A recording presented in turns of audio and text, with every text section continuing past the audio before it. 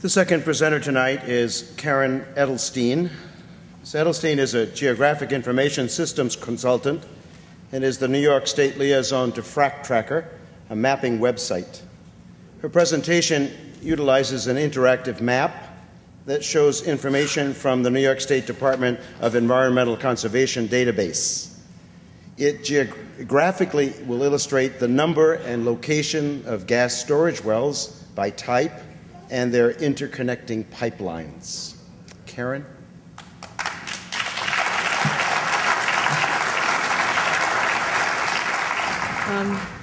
So just to back up a little bit, for those of you who have not heard of geographic information systems, it's basically a way of doing mapping or cartography. Rather than by hand, it's using information and data and bringing it into the computer and making pretty maps like this one. So this presentation is going to really paint a picture on a broader scale of what mineral extraction is across New York State, with a real focus on central New York, because that's why we're all here. So some of this may be very familiar to you, but just to give you a background, there's nothing new about gas and oil extraction here in New York State. The first oil well was drilled in the 1850s, and natural gas drilling began only a few decades later. At present, it's thought that there are about 75,000 oil and gas wells that have been drilled statewide, although the New York State DEC actually has records of only about 30 to 40,000 of those, and many of them are unknown and also uncapped. About 14,000 of those wells are currently active, and then parallel with that oil and gas extraction, there's also a very long history of salt extraction, which almost anyone who lives in Watkins Glen is well aware of. That began in the early 1800s, shortly in conjunction with the War of 1812 I believe. And then in Watkins Glen, the first salt started being mined in 1882, with centers now in Lansing at Cargill, near where I live, Watkins Glen, and Mount Morris. So for those of you who haven't seen above-ground storage of rock salt, this is the plant in Mount Morris, and then the salt plant here in Watkins Glen, where there's brine evaporation. So I just want to give you a little bit of a sense of why the salt is where it is and why it is mined here easily in Watkins Glen. And there's a lot of information in this cartoon, but just to be really basic, most of you may know just from looking at the road cuts that the rocks here tend to be laid down relatively flat, but in fact they're slightly tilted with a dip to the south. So every mile or so, the rocks tilt to the south about 50 feet. So therefore, even though the salt around Watkins Glen is found a couple of thousand feet below the surface, you can follow that same layer up to the north end of the lake, and it's at the surface. So here we are about the salt plants up the lake near where Energy is doing their work. Those caverns are about 2,500 feet deep. And just to put that in perspective of where the different rock layers are, in the center there, circled in purple, is the Salina Formation, where the salt is. A couple of hundred feet above that is the Marcellus Formation, where the gas is potentially going to be drilled. And then below that, considerably below that, is the Utica Shale at the bottom. So just to put that in context. Quick disclaimer, this is not a cartoon from Energy. This is a slide that's taken from the Ontario, Canada Department of Ministry of Natural Resources. But I think it portrays pretty well the in and out process of gas and how it relates to the brine. Now here in Watkins Glen area, there isn't going to, as I understand it, there aren't going to be two separate so-called straws in the ground. It's all going to be coming in and out of a single well. But because the gas is not as heavy as the brine, which is portrayed in the blue, the gas is the red, as they push brine into the well, into that deeper channel, it's going to push the gas up and out. So there's going to be this interplay between gas and brine and gas, depending on the need at the time of year. So that's how the gas and the salt water in the wells are related to one another. So because of this extensive industry of salt drilling, of salt mining in New York State, there are currently known over 600 solution brine wells across central New York. And if we zoom in a little bit, just in the Watkins Glen area, there are 90 solution brine wells within 4 miles of Watkins Glen. One of those is being proposed for storage by Inergy. It remains to be seen what the future of the rest of them may be. 21 of those are currently active, being mined for salt. That means about 70 of them currently are not in use. There are also other wells that are all over New York State that are considered storage wells, and this is New York State DEC data, by the way. About 300 of those so-called storage wells are in the Finger Lakes. And some of you may know about this, but it came as a real surprise to me. The cluster of storage wells in northern Schuyler County, there are over 100 right up there.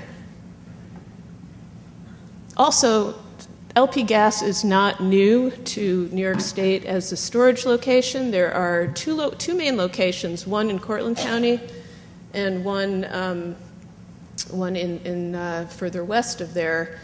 14 total, but you can see here, they're also in a cluster just about midway between Bath and Savona, about 3 miles outside of each of those villages. And while it may be said that there's no connection between the location of pipelines and other activities, there's the pipeline running very, very close to the storage areas.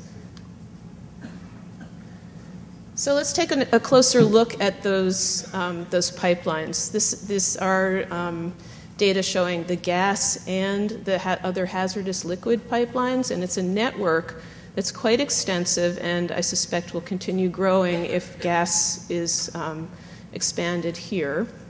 So these are the major pipelines in central New York. We can add those storage wells up northern part of the county.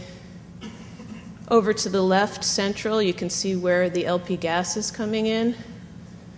And there are all of the solution brine wells. So you can see the proximity of storage wells, and this is not even including gas wells, but these are storage wells and brine wells in relationship to the existing pipeline infrastructure as it now stands. So that's great. These are maps with good data, but where did they come from, and is it something that I, as a mapping magician, only have control over? And the answer is no. Every single one of you can go to your computer and make maps like this to tell stories of what environmental activities are happening in your communities, whether it's Watkins Glen or elsewhere in the state. So the data for all of those wells comes directly off of the internet. This is New York State DEC's oil and gas database. It is updated every night. It's about as current as you can get. And there's data there for over 35,000 wells, and as new wells are permitted, that information comes online. And it's all downloadable, and it's all mappable in a variety of ways.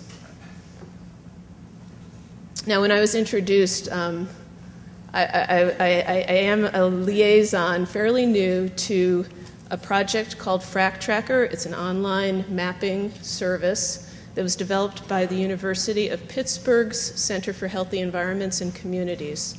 It provides a tool for you, the public, to visualize all kinds of data. So it's not just complicated sets of numbers and tables, but you can actually turn those numbers and tables into pictures that make sense and tell stories.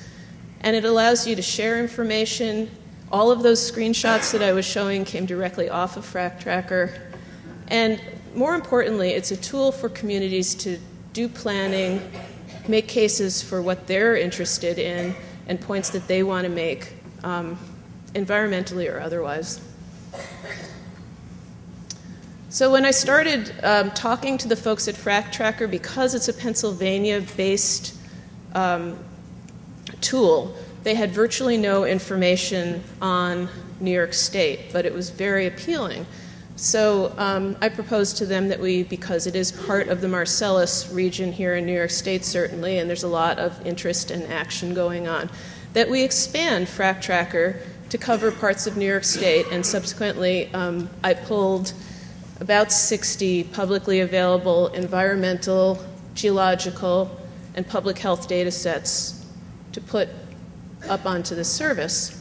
And the nice thing about it is that I can continue to add things, and every person in this room can also upload their own data. It's a crowdsourced model, and I can talk more about that later after the panel. So this is what the interface looks like, and you can just put in fractracker.org to any web browser, and this will come up. So there's a lot of information there. There's a blog, articles, but up here there's something called the data tool, and that's how I was able to make the maps. Once you click on the data tool, you can use the explore function and type in topics that you want. So we'll go to the next slide. I typed in New York State because I know that when I put those data sets up there, I labeled them with a tag that said New York State so I could find them better. And so there's a bunch of stuff, geological, stream gauging stations, all sorts of things.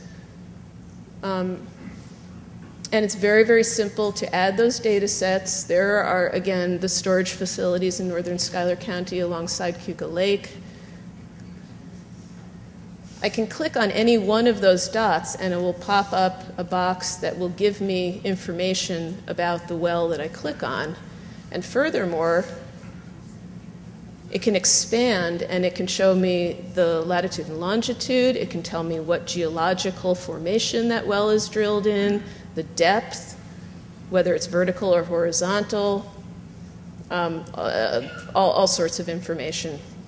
What it's used for, storage, LP gas, natural gas, whatever. And again, this is all from the New York State DEC's data set, nothing proprietary about it. For those of you who've used Google Maps, the interface shouldn't be too unfamiliar. There are zoom functions, you can pan around. And down at the bottom, similar to Google Maps, you can also toggle back and forth. Here you can see in the map portion of it, so it's kind of a topography background. But you can also show it as a Google Map background, or you can show it as aerial photography. So here, for example, I've zoomed in and switched it over to an air photo, showing some more storage locations. Included in this is something called metadata. It's kind of a geeky term, but what it means is the information that's hanging out behind the pretty map pictures. So there are all of the tables of information that I can look at in one fell swoop. It also, in the metadata, when I write the metadata correctly, it'll give contact information at the DEC of who to contact, when the data set is from, when it was collected, who processed it, and so forth. And again, anybody, any of you can use this. One of the last things I want to talk about are a couple of the tricks in FracTracker that make it really nice as a community sharing and action tool. It's not just online and then you walk away from your computer and your work is gone. You can save your information out. So you can create something like a snapshot and send that link to somebody, and they can see your work and interact with it, turn layers on and off, zoom in and out. You can organize your work and make it available to other people. and save your work online. So it's quite flexible. One last thing is that if you do have information that you are interested in uploading to FracTracker, it's very easy to do. All you need is a spreadsheet that has latitude and longitude of whatever it is that you're talking about, and you can put it right in and view it. And then if you are a GIS, Geographic Information Systems user yourself, or know somebody who is, you can add more complicated files.